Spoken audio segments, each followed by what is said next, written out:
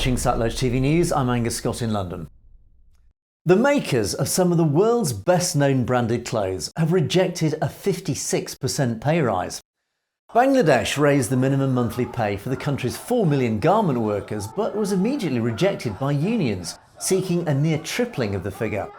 The South Asian country's 3,500 garment factories account for around 85% of its $55 billion in annual exports, supplying many of the world's top fashion names, including Levi's, Zara and H&M.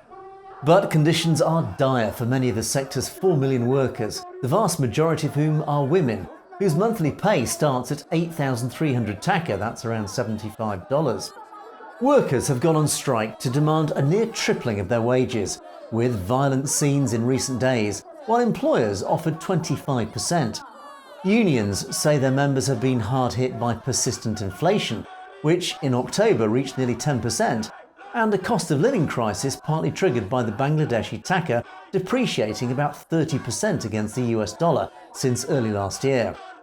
Earlier yesterday, police fired tear gas at thousands of workers who set a bus on fire outside Dhaka as tensions rose ahead of the announcement. Police said violence broke out in the industrial city of Ghazipur as about 6,000 workers walked out of their plants and staged protests. Police said around 600 factories that make clothing for many major Western brands were shuttered last week, and scores were ransacked as the worst wage protest in a decade hit major industrial areas and a suburb of the capital. 4 factories were torched and at least 2 workers were killed in the violence, with tens of thousands of workers blocking highways and attacking factories. Last month, brands including Gap, Levi Strauss, Lululemon and Patagonia, who source billions of dollars of clothing from Bangladesh, wrote to Prime Minister Sheikh Hasina calling for a successful conclusion to wage negotiations to ensure minimum wage levels and benefits were sufficient to cover workers' basic needs and some discretionary income.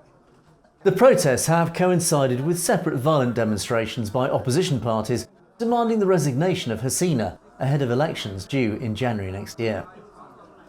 You've been watching Satluj TV News. Don't forget to click on that subscribe button to make sure you get to see stories as they are broadcast. And of course, if you have any comments or opinions on any of our news stories, please do leave us a comment below or send us a direct message at satlujtv.com. We would love to hear from you. In the meantime, thanks for watching for Satluj TV News. I'm Angus Scott in London.